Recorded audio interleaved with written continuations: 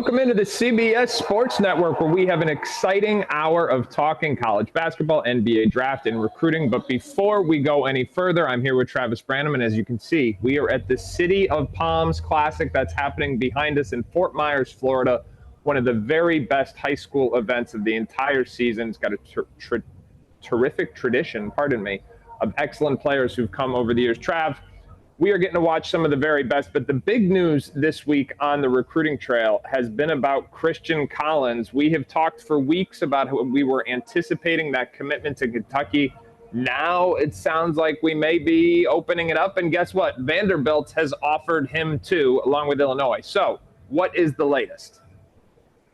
Yeah, as you said, going back to the early signing period, I put a crystal ball prediction in for Kentucky, and all signs pointed to an imminent commitment out of Christian Collins to the Kentucky Wildcats. However, that time came and went, and now as we sit here today, things are opening back up. He is still considering Kentucky, but I do think that there's an outside shot that they ultimately land him at this point. And as you said, Vanderbilt offered him over this past week, but so has Illinois. And I don't think it stops there. I do think that there will be more schools to get involved in this recruitment. So, Trav, let me ask you this. Are we expecting this thing to just start from scratch again? Because Christian Collins is a top 10 prospect in the class. He's been as high as number 3. His upside speaks for itself. He's long, he's athletic, he's versatile. He plays both ends of the floor. And if he is, in fact, back on the board in the sense that he's open to everyone, this could trigger potentially a big bidding war. Is that your anticipation? Yeah, I do anticipate some of the schools that were not previously involved, like Vanderbilt, like Illinois, to get involved. However, he was down to 3 in Kentucky, USC, and UCLA. And I do know that USC was in to see him over this past week while he was playing out in LA. So these old schools, the schools that were involved, I think are going to continue to see if they can get back in the door here. And also schools previously that recruited him before he cut his list down to a final 3. I do anticipate some of those to see, to test the waters with Christian Collins. All right, very interesting. A top 10 prospect who had previously cut his list, now starting to explore other options. Jordan Smith, the number 2 ranked prospect in the class, on the very court behind me, he scored a new career high last night, Thursday night. He went for 40 points. I'm going to tell you what, the guy played about 5 minutes in the second half. I think he could have had 50 easily. Just absolutely dominant showing, getting to the rim at will, showing his length, his strength, his athleticism, the physicality, the toughness. Everything about it was just exactly what you would expect from a player who is been on the scene for all 4 years of high school. Now, Trav, the recruiting front, he's down to, I think it's 5, but my expectation is it's really been 3 schools, meaning Duke, Arkansas, and Syracuse. Is that where you're at on this, or do you expect more moving and shaking here? The 3 that you mentioned are certainly involved, especially Duke and Arkansas. I think it is a heavyweight battle between them two, but the team that I currently have amongst the top 3 is actually Georgetown. Syracuse I would have in that 4th spot at this point. And over this past weekend, both Arkansas and Kentucky were in to see him out in Washington, D.C. And on Saturday night, I was there at his game at the Matha High School, and Georgetown was, in fact, in attendance as well. And this one is going to continue to drag out. This could go as late as the spring. And as of right now, this thing is a complete toss-up. Arkansas has done an outstanding job and is very, very deeply involved into this recruitment, but as is Duke, and Duke has done a terrific job of recruiting the DMV, particularly Paul VI High School. They have Patrick Gongba and Darren Harris currently on their roster, and of course they had Jeremy Roach just a couple of years ago. So this is a team and a program that they are extremely familiar with deep ties to, and then Georgetown has made him a top priority. In Syracuse, they have deep ties going way back into the grassroots landscape that tied directly with Jordan Smith. Kentucky, it was one I mentioned, but I do not anticipate they have a great chance at landing Jordan Smith. All right, very interesting. You mentioned last week in the game at the Matha Catholic as part of the National High School Hoops Festival. That game was against Prolific Prep, a prolific prep team that features both Caleb Holt and Bruce Branch. Last week on this show, Bossy reported that he thought Arizona was building some momentum in the Caleb Holt sweepstakes. My question to you is, given the chance to watch him live and work your sources in the week since, do you concur with that assessment? Yes, absolutely. Now, going back again to the early signing period, this is one that I actually thought Kentucky was firmly in the lead for. However, this one was fluid due to outside variables. And since then, things have shifted with Kentucky. They have now fallen out, with Arizona now emerging as the current leader in this recruitment. But they're not alone. Alabama, the home state team that has been recruiting Caleb since the time he was a freshman in high school, is very involved, and they are going to have a chance here. And as is Houston, another team that has done a great job developing a relationship with him. But still, as of right now, I have Arizona as the leaders. All right, Trav, I'm going off script, and I apologize. But 3 players we've talked about, and you've said the same thing about all 3. At one point, we thought Kentucky was the favorite. And now whether it's Christian Collins, whether it's Jordan Smith, and I don't think we ever thought Kentucky was the favorite there, but they were certainly more in it than they are now. And then Caleb Holt. So, again, not to put you on the spot, but what is going on there? I just wrote an article this week and went on HQ talking about some of the problems between the lines, particularly offensively. But what's going on the recruiting trail? Like, why is this happening? Yeah, I mean, every situation, as you know, there's nuance to it. Every single situation is different. As for Christian Collins, again, they had that one at the goal line. All it was getting that 1 yard push across to get that player ultimately. But things fell apart, to be honest with you, at the negotiating table. And that's a big part of these recruitments now. Probably the biggest part of it is the negotiations. Now, one that they're still deeply involved with. Kentucky was out to see this past week as the number 1 player in the country in Tyron Stokes, and they are still alive in that recruitment. He is one that we actually thought he may commit to Kentucky back in the fall, but ultimately did not happen. As for Jordan Smith, again, he's one that I never really thought that Kentucky had a great chance with. So some of this also comes down to recruiting strategy and knowing the players that you can truly go out and get. And so it's a combination of factors here. And then as for Caleb Holt, like I said, due to outside variables, I think the recruitment of Tyron Stokes plays a big role in that, and just the fact that they have prioritized him, and that has led him to looking elsewhere.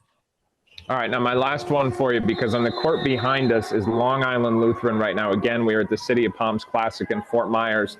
Dylan Mingo is not in action right now. He is still out with an injury. We are expecting and hoping that he will be back soon. But there's been some movement on his recruiting news, or at least the timeline around that within the last week. What's the latest there? Yeah, so there was expectations that he would be making a college decision while here in Fort Myers at the City of Palms. However, that is no longer the case, that this recruitment will continue to play out over the next 2, possibly 3 or 4 weeks, and leading into January, into the new year. The 3 teams that come up time and time again amongst all sources is Penn State, Baylor, and North Carolina.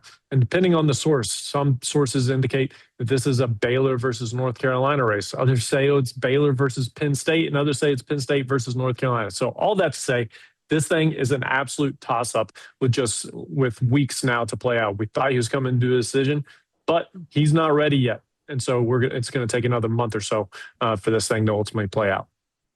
All right, everybody. Travis Branham, always with the latest recruiting intel. We always appreciate you so much. I'm going to stay with you. He's going to go back downstairs and watch these games, but we will be back for much more right here on the CBS Sports Network.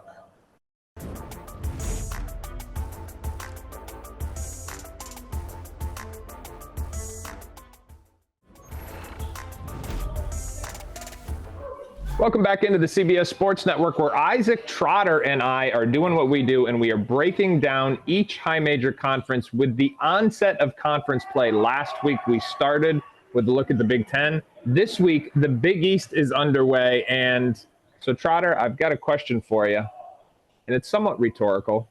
How many teams do we think are making the NCAA Tournament from the Big East? It's not going to be 2, right? I mean, 3 to 5, I think. Is that a safe range right now? Honestly, I'm closer to 2 than I am to 3. That's kind of where we're at. The Big East has kind of been massacred throughout the early part of the 6 weeks. You know, UConn, we know, is a tier 1 national title contender. We'll get into them a little bit. We know St. John's has the roster and has played mostly fine for the most part. The rest, though, I don't think that Creighton feels better about where they're at. Georgetown feels better about where they're at. You know, Seton Hall is certainly someone that feels better. Butler maybe starts to feel a little bit better where they're at, but Providence doesn't feel better about where they're at. Like, the league is dire, and we kind of knew this when you looked at the rosters. There were some rosters there that looked a little lean in the preseason. They might be even worse than we thought 6 weeks in. Yikes. All right. Now let's go to UConn. And obviously UConn built this Goliath of a non-conference schedule. They're not going to say it like this, but I think they understood that the analytics in the Big East weren't going to be as favorable come Selection Sunday, and they needed to build up that non-conference schedule. They did. It was as good of a non-conference slate as we saw in college basketball, and they came close to running the table, just losing a couple possession game with Arizona at Gamble Pavilion in a game that neither Terrace Reed nor Braylon Mullins played in. As we stand right now, they are top 5 in the country in defense, top 20 in offense, and I think that is really representative of how this season has changed from last year. This is a much better defensive team. I think it's clear they're the favorite in the Big East. My question to you is, what did they need to do to put themselves in a position to win their 3rd national championship in the last 4 years? I think it's a mix of player development and also nailing it in free agency. And let's start with player development. Solo Ball has gotten a lot better. You know, he is way more than just a three-point shooter this year. He has been downhill attack drives to get to the rim. We've seen him way more comfortable with that pull-up game. When he gets the elbow, it's a good shot for him, even though it's technically not an analytically savvy shot. It's an analytically savvy shot for Solo Ball. So I think all of the returners have gotten a little bit better. Caravan's had his role scaled down, gotten better. We've seen them be able to integrate Terrace Reed back into this mix. But I do think that the additions at point guard really do level it up. This is a group that they had a 22% turnover rate in pick and rolls last year from their lead guards. So this year, when you get Malachi Smith in, and when you're able to get a Silas Demarien, who I think both of those guys, like, sometimes it's been a little bit rocky, but for the most part, they've been really, really solid and just as set the table guys. That just elevates this whole floor for this offense. And this offense, I don't even think is humming yet. I think there's a chance that UConn, when we look back on it in a couple months, could be the #1 offense in America when everything gets right. Their best lineup, right, which we think would be Solo Ball, Alex Caravan, Silas Demarien Jr., Braylon Mullins, and Terrace Reed. They barely have played together, only about 20 minutes so far this year. So once that 5 gets really rolling, I think we're going to see this offense hit a really, really high peak. Yeah, I don't think let me say this. I don't think Terrace Reed and Braylon Mullins are fully in the flow just yet. You can see some of Terrace Reed's defensive timing's a little bit off.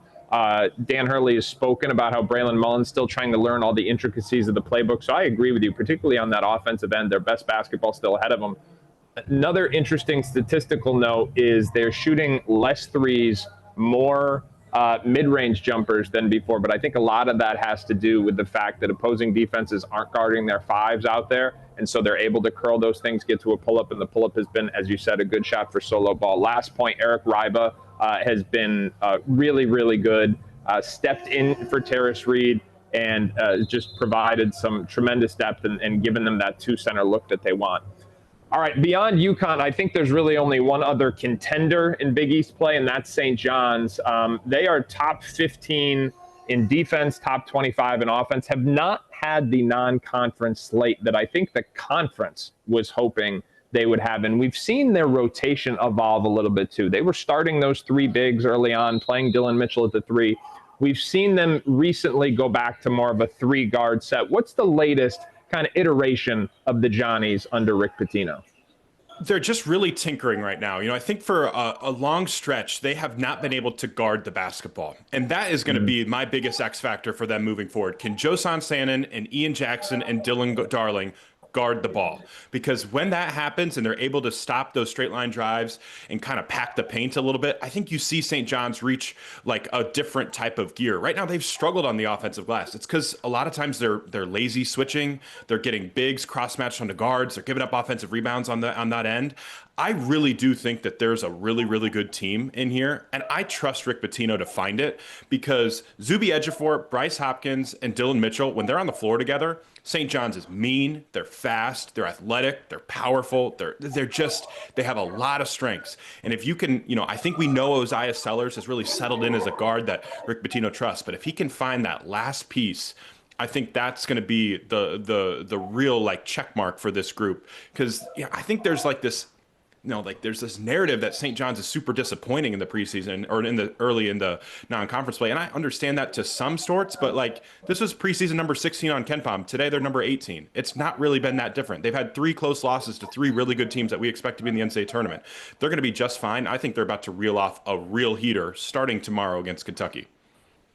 All right, fair enough. Now, we're going to talk about this next segment of the Big East preview, if you will, about who else could make the tournament. You mentioned some of the teams at the opener. One team I want to dive into a little bit more is Villanova. Kevin Willard, I think, for as many Big East teams have been disappointing in the early on, I think Villanova has been a little ahead of schedule. They're young, but they're top 30 in the country in offense. They've got a fringe top 50 defense. They don't really block shots, and they give up threes, so they're vulnerable there. But these guys are playing really, really slow, and the guards and the young guards have been very good, taking care of the basketball, shooting a lot of threes and shooting a good percentage. Bryce Lindsey, Caden Lewis, so many of them. Give me your assessment of Villanova right now. I think that Kevin Willard is a real floor raiser. Just on a night-to-night basis, I feel like I kind of know what I'm getting from that group. They're tough, they're consistent. I feel like they play with a little bit of nastiness on a night-to-night basis. And I agree with you. I think they got 4 guards that they can trust. Tyler Perkins comes in off the bench sometimes as well and can make shots. He rebounds, he passes it, gets off of it. Devin Askew is kind of a much maligned transfer. He's been really solid for them, made big shots for them this year. But I do think this group is going to go as far as Bryce Lindsey and a Caden Lewis take them. And Lindsey's that like high volume 3-point, like just assassin. And a Caden Lewis has been a paint touch machine this year. If he has 4 guards that he can cycle in and out, and you know that they're going to pressure the basketball and kind of play schematically pretty smart defensively, I do think that there is a path for Villanova to finish as a top 3 or 4 team in this league. All right, Bryce Lindsey, redshirt sophomore, Caden Lewis, a freshman, Matt Hodge, a redshirt freshman. So they have a lot of runway to build around this core moving forward. One more shout out to Grand Canyon transfer Duke Brennan, who I think may be the best big man that no one is talking about in college basketball, 6'10", 250, and averaging about 12 and 12. All right, let's talk about the Pirates. The Big East needs Seton Hall to be good in conference play, and I think that's the concern for the conference, is that historically this is a group that tends to just knock each other off as we go. But Shaheen Holloway's squad opened with a 10-1 record. They are great defensively, as you would expect. They're forcing turnovers. They lead the country in both block and steal percentage. Najee Hines, the freshman, averaging 2.5 blocks in just 18 minutes. They're playing 9 or 10 guys, but they're kind of mediocre offensively, Trotter. How big of a concern is that offensive end of the floor for Shaheen Holloway's club? So it's a concern, but honestly, it's so much better than what it was last year. It felt like last year was like a dumpster fire, and this year is just like a mediocre concern. And for me, that's a huge step in the right direction for Seton Hall, because that's all they really needed to get that offense on just a mediocre level, because you know that this defense can go. Adam Bud Clark, if you haven't seen him play yet, 5'10", 165 pounds, just tough as all hell. Like, he is just a super gritty, aggressive point guard. He's been terrific so far as kind of a set-the-table guy for Shaheen Holloway. This is an interesting group. I do think they're built on defense. I like the double big lineup that they can trot out. They basically have 40 minutes of elite rim protection that they're able to get from Stephon Payne and then obviously Najee Hines. So those are going to be the tenets of this group. But this offense just going from like one of the worst in the Power 5 to just being average has been a huge step in the right direction and everything they needed. All right, here's where we're going to end. I'm going to say 4 programs. I want you to give me the one that you think has the best chance to make the NCAA tournament and why.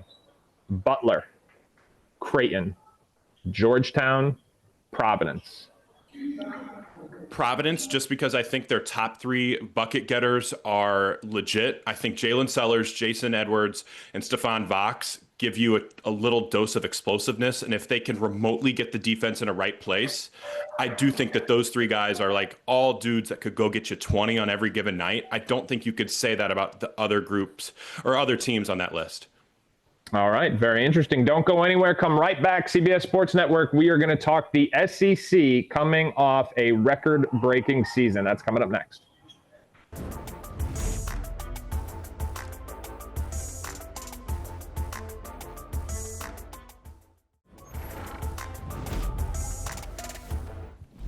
Welcome back into the CBS Sports Network, where I am joined by Kyle Boone, and we're going to talk a little NBA draft. Boone, we have got an updated big board coming out next week, and we're going to talk about some of the risers. But before we do, I want to give you a chance, because I know you've got some feedback for me. And I want to give you a chance to air your grievances very public here. So please, the floor is all yours.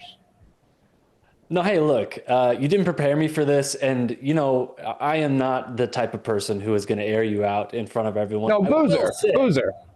I will say I would probably do the top 6 of my prospect rankings a little bit different. Like, hit me with it. Boozer's a little bit too low. I would have him number 1, and maybe we can get to that in a little bit. I think that's where I was going. Yeah, I think Nadement is maybe a little bit too high for me. Only in that I think Michael Brown Jr. is a top 5 prospect in this class.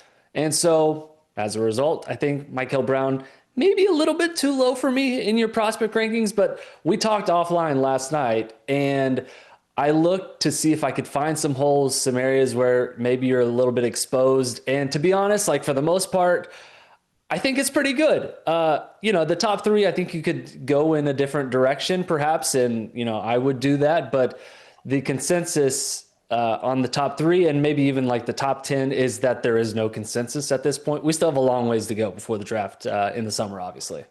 So to provide some context, the last big board came out right before Players Era, the weekend before Thanksgiving. And admittedly, you are well, we know this. You are a nicer person than I am. And so I have some things that I find egregious, 3.5 weeks later that I need changed immediately. You would like Cameron Boozer at number 1. We can have that discussion. I think he's the best player in college basketball. I think I'd still take Darren Peterson number 1, but to find out for sure, you can check in next week. Here are 3 players that I can tell you are definitely going to go up. The first is Hannes Steinbach from Washington. This guy has been phenomenal coming back from the ankle injury. He's put up huge numbers, talking about 6'11" with a roughly 7'1" wingspan. He's got great hands and a strong body. One of the things I wrote after Players Era was the amount of NBA executives who were emphasizing the need for NBA-ready bodies because of the increasing level of physicality in the NBA game. And I think Steinbach fits that. He's got great hands, as I said, great touch. He is a phenomenal rebounder of the basketball, specifically an offensive rebounder. I think he's got shooting potential. If you quick look at his stats, he's shooting like 60% from 3, but that's obviously on very low volume. One of the things that's intriguing to me about him, though, is with the increased frequency of the double big lineups that we are seeing both in college and in the NBA, I think that fits his game very well, because if we're just playing with a single big, I'm not sure if he gives you enough rim protection to play the 5, but he's got tremendous instincts playing pick and roll. And I mean, he can slip out of it. He can short roll. He can play make because he's a good passer. He can do all kinds of different stuff. And he knows how to play with another big, given all of his FIBA experience with Germany. So he's going to make a major jump. But I'm curious what your thoughts have been on the Washington big man. Yeah, he was not in my mock draft. And again, that was just before the season started. But he is a guy who is absolutely rising. And I think right now he should belong somewhere in the top 30 of your prospect rankings. Yeah. I would imagine that will be the case when that updates. He is fantastic as an offensive rebounder. As you noted, the stats have been sensational since he came back. His ability as a versatile do-it-all type big, I think, is most appealing for me. You look at his size, right? And he's very sturdy in terms of like a tree trunk in the bottom half, and he's very strong. But when you watch him on tape, Fink, it's like this is a guy who's nearly 7 foot tall, and he's putting the ball on the floor. He's attacking closeouts. He's finishing with a lot of touch around the basket, can finish with both hands. There's a lot to like about a guy who can do a number of different things. And he's not someone who is obviously going to be like a small forward, but he has some small forward skills in his bag. And, I think when you're scouting big men in the NBA draft, he checks a lot of boxes, right? He's very physical. He's a good rebounder, can play potentially inside and out. The way that he's been able to pass in short rolls, like you mentioned, the playmaking aspect as well. there's a lot of appeal in Steinbach, and for good reason. I think he's a guy who's going to be rising in your next prospect rankings next week. Another guy who is going to be rising is Baylor's Cameron Carr. When our last big board came out, I put him at 35, and I was like, hey, I'm getting ahead of the curve here, right? I'm going to be, this is going to be a sign of things to come. And then Players Era started later that day. I go and I watch him. I think the game was at Mandalay Bay, and I thought, oh man, I didn't put him high enough. So I have been just itching to get him higher for the last 3.5 weeks, and thankfully now the time has come. But this is a guy who played, I think it was less than 150, it was 137 minutes at 2 seasons at Tennessee. He's now a redshirt sophomore at Baylor. He's putting up huge numbers. They claim he has a 7'2" wingspan, which would be a +9 differential, which is not quite unheard of, but like really extreme. On top of that, he's got tremendous shot making numbers, although the last 2 games hit a little bit of a slump. What I like about his shot making is the versatility. He makes deep shots, he makes them off the move, he makes them off the dribble, and he's also proven to be a 3-range scoring threat because he's got pull-ups, he's got floaters, and when he can get to 2 feet, he is a big-time leaper at the rim. Now, he's still thin. People still can go through his chest a little bit defensively, so he's going to need some time, but it was clear to me watching them in person that he was the best NBA prospect on Baylor's roster. He was at 35 a month ago. He will be inside the top 20, and that may be conservative. Where are you on Baylor's Cameron Carr? And he's not afraid to shoot it, right? Fink, like that is one thing that absolutely sticks out is the range in which he's shooting some of these shots. Like, I'm actually surprised he has the leash that he has with Scott Drew, but he has the ultimate green light. And so far it's been really good for his NBA draft prospects. I want to hit you with a trivia time, Fink, before we talk a little bit about trivia about Cameron Carr. Surprise trivia? It's my show. No, okay. Go ahead. Trivia time. I come prepared. His father, Chris Carr, played in the NBA 6 seasons. He finished as the runner-up in the 1997 NBA All-Star Saturday Slam Dunk Contest. Who finished as the winner in 1997? You thought you could get me, but who is Mamba forever, Kobe Bryant. There you go. I'm surprised. Yeah, you come prepared as well. That shocked me. I think the pedigree too is something that is of note, right? Like his father played for a long time in the NBA. This is a guy who's kind of maybe figuring things out a little bit late. Didn't really make an impact at Tennessee, and has absolutely been a riser so far this year, averaging 21 points, 5.6 assists. His shooting is like 42.6% on threes. You know, I think there's some areas of concern, I would say, some weaknesses in Cameron Carr's profile overall. I looked through some of his numbers, 6.4% assist rate. It's probably not great. He's not going to be a true playmaking type guard in the NBA. Just for context, Cam Thomas at LSU, who I think we both identify as like kind of a non-passer at the college level and at the NBA level, was 8.4% assist rate at LSU. So that's an area of concern. But in terms of just like the shot making skill, the length, I think you can expect that he's going to fill out his frame, which at the moment is a little bit long and wiry. His passing, I would say, is kind of horrific at times, just like the feel in general. I have some real concerns about that. Like there's a lot of times where he is Tua Tagovailoa out there, like throwing to a receiver and giving them a hospital ball. Like some of the passing, just I think in terms of feel, just shows that he's still a work in progress. That said, like all the tools that you want from, you know, a two guard in the NBA, he can shoot it from anywhere, can put the ball on the floor and attack closeouts. Like I think there's a reason he should be a top 30 prospect. I'm not sure I'd go top 20. All right. But yeah, they're just in terms of the potential with this guy. He has gone from like, okay, kind of an interesting prospect to, okay, yeah, he's definitely going to be somewhere in the first round next summer. You make a compelling case. Let me give you one more name, and this will be a new name on the CBS Sports Big Board. He's set to make his debut, and that is Juke Harris from Wake Forest, who's just a sophomore. Perimeter size, He's got an NBA caliber frame. He got stronger this summer. He's always had a good build, but he definitely got stronger this summer. NBA caliber athlete. He's making shots and spacing the floor with a really compact, translatable release.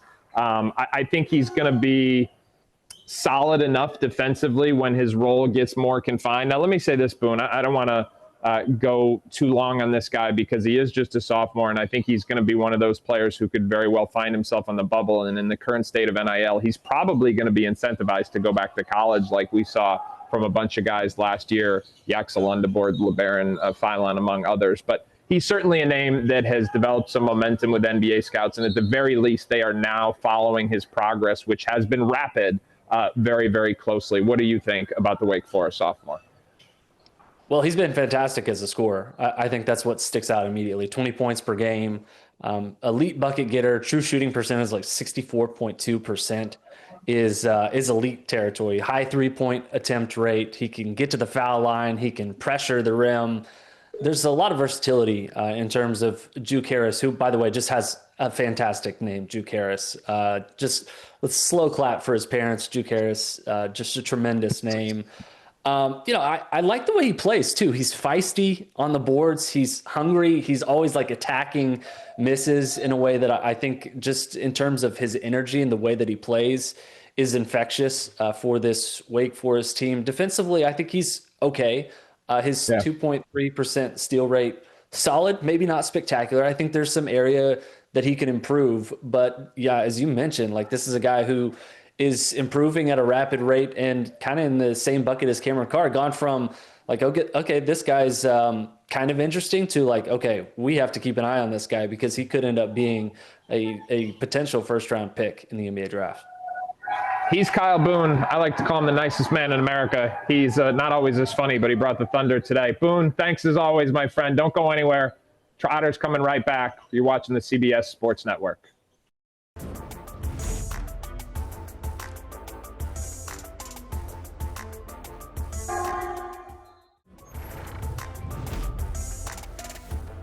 Welcome back to the CBS Sports Network, where Isaac Trotter and I are now reassessing the SEC. Trotter, the SEC is coming off a record-breaking season last year. Most teams, any conference, has ever sent to the NCAA Tournament. But this year, I think the bar is kind of gone back down to reality a little bit. Is it fair to say that they are maybe the third best conference in college basketball right now?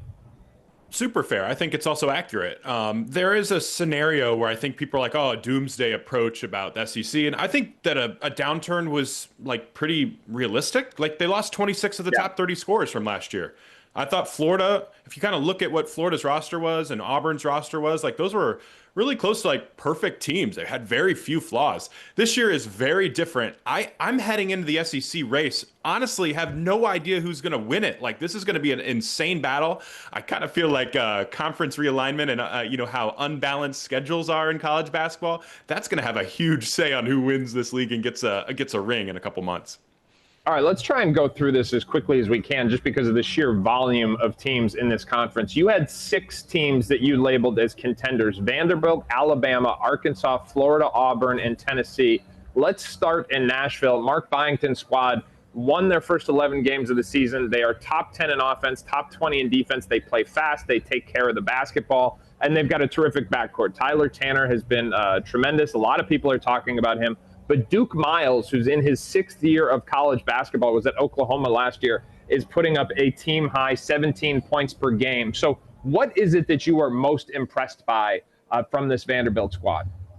Really expert roster building, I think, here from Mark Byington. I think the decision to go all in on like a 3-guard look and being able to rotate, basically have 2 point guards on the floor at all times with Frankie Collins, Tyler Tanner, and Duke Miles has really just poured gasoline on the fire of this transition offense. Like they're averaging over 23 transition points per game. That's one of the best marks in the sport. And you just see the ball movement. They get off it quickly. They move it. They get great shots. Everyone's unselfish. They're attacking driving lanes. Like they're deep. They have 8 or 9 guys that they really trust. So it's a fun brand of basketball down in Vanderbilt. Now, I will say this.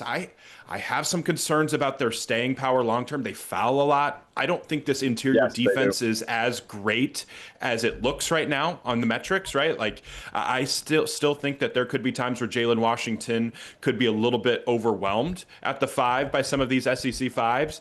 But some of the additions that they've added have been great. A.K. Okereke, if you haven't seen him play, like, he's 6'7" and chiseled, just enormous, and he's been an awesome defensive weapon for them. So Mark Byington certainly knows what he's doing in the portal, and Vanderbilt is reaping the rewards right now. Upgrading their front line was a big priority for them in the offseason, and it has continued to be as they look ahead to next season. Let's move to Alabama. Nate Oates' squad currently 17 in KenPom. They have the second best offense in the sport, but defensively, they are just inside the top 70. They're playing really fast. They, too, are taking care of the ball. They are shooting a ton of threes. 53% of their shots are from behind the three-point line. LeBaron Philon, Aiden Holloway, those guys are bombing away, but it's going to come down to this. Can they rebound the basketball? Although they have, they're turning no one over, and they're just not rebounding the ball. I mean, how much better can they get in that area? Because I wonder about this personnel. Where are you at with that? That's where I'm at. Personnel is what it is. Like, unless Taylor Bowen completely changes his mindset and becomes a guy that the 4 that, like, hey, I'm not going to be boxed out. You know, I think that this could be a recurring theme all year. And unfortunately, it doesn't matter how well you play offensively if you keep getting crushed on the glass like this. Like, last time against Arizona, Tobe Awaka had more rebounds himself than Alabama's entire front line combined. Like, it's untenable. It's untenable. So I don't think that Alabama can win the national championship with a rebounding aspect like this, but they are really, really annoying to play against because they generate more corner threes than literally anybody, and it's just corner 3 after corner 3 after corner 3 after corner 3. So they're a very annoying team to play because LeBaron Philon is phenomenal, but I think the rebounding is going to be an Achilles heel that ultimately knocks them out of the big dance before the Final Four. And I'll say this, they might not be able to win 6 straight games, but I think they can beat anyone on any given night when you shoot that many threes and you've got their type of perimeter firepower. Let's talk about John Calipari in Arkansas, top 25 offense, top 40 defense, playing freshman. Darius Acuff is their best player. But Trevon Brazile has been very, very good, averaging 15.7 rebounds per game. I think the stat that's not getting quite enough love, though, is he's got 1.5 stats and 1.4 blocks per game. So he's really disrupting the game defensively. What have you liked so far from Calipari's club? I mean, Trevon Brazile is playing like an NBA player. Like, he just looks like an NBA player playing college basketball right now with his ability to impact the game. His pick and pop threes have been a really helpful part of it. But I think the freshman guards and their turnover aversion has been the secret sauce for Arkansas this year. Darius Acuff, 29 assists to just 8 turnovers in their games against high major competition this year. Overall, he's at 3-to-1 assist to turnover ratio. That's terrific. How about Malik Thomas? He has just 11 turnovers in 11 games. I will take that all day, every single day from my best 2 guards. So Arkansas's ability to play a little bit cleaner, especially in the half court, I think has certainly helped that. And Brazile, Acuff, and Thomas, that's a big 3 that it's a force to be reckoned with. I still don't fully trust this team. I feel like sometimes the Arkansas centers kind of leave me wanting a little bit more, but the talent is obvious, and the thunder and lightning from Thomas and Acuff are so real. Carter Knox, 3 straight games in double figures. If he steps up and gives them a consistent wing shooter, that is a big wild card for them. Here's my SEC hot take. Ready?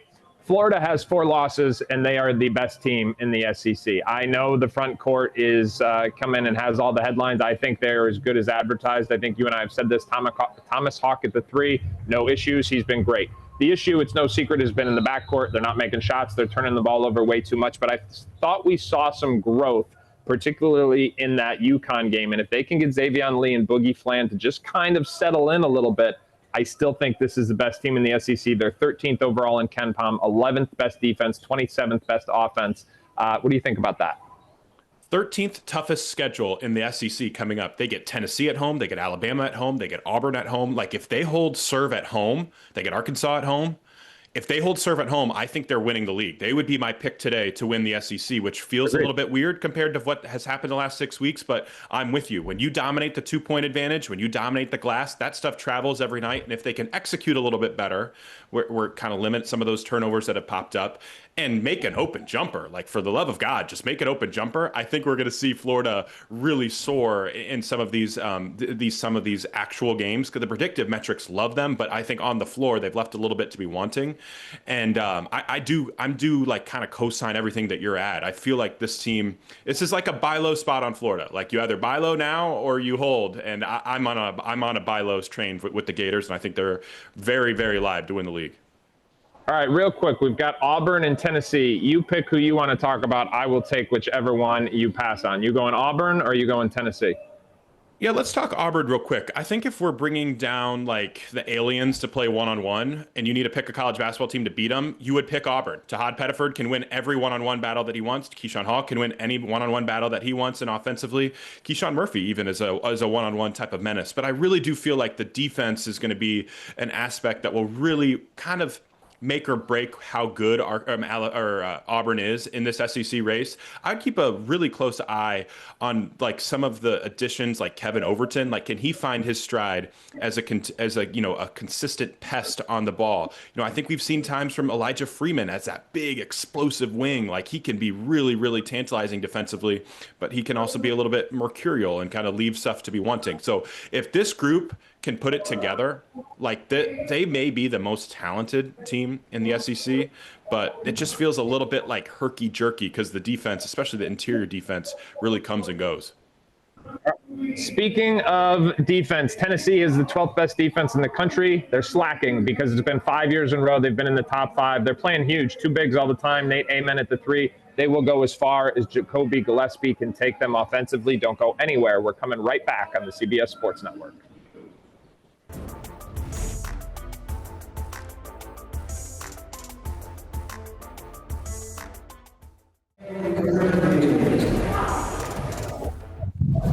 Welcome back into the CBS Sports Network, where we have spent the last hour talking ball. We started with recruiting headlines. We've got all the latest intel each and every week from Travis Branham, Eric Bossi, and the rest of our 24/7 sports crew. Then Isaac Trotter, he jumped on and we previewed the Big East. We previewed the SEC. Next time, we are going to talk about the Big 12 as we continue to reassess conferences. And then my friend Kyle Boone from CBS Sports, we talked NBA draft. You can find all this content across the CBS platforms. Head on over to cbssports.com, head on over to 247sports.com, and of course, you can find all of our past shows on the CBS Sports College Basketball YouTube page. One final thank you to the City of Palms right here in Fort Myers, Florida. Always one of the very best high school basketball events of the year. Players like Cooper Flagg, Dylan Harper, Ace Bailey, just in the last few years alone. I've got to go down right now and watch Caleb Holt and Bruce Branch play. Again, one of the very best high school basketball events of the year, and we appreciate their hospitality letting this show come to you live from Fort Myers. As a reminder, we're going to be off next week with the holidays. We hope everyone has a great one, but you can go back and watch all the past shows on the CBS Sports College Basketball YouTube page. You can also find content from my friends Gary Parrish, Matt Norlander, John Rothstein there. The best of college basketball, the best of recruiting, and the best of the NBA draft as we work towards that June marker. You can find us there, CBS Sports College Basketball YouTube page. And of course, hope everybody has a great holiday season.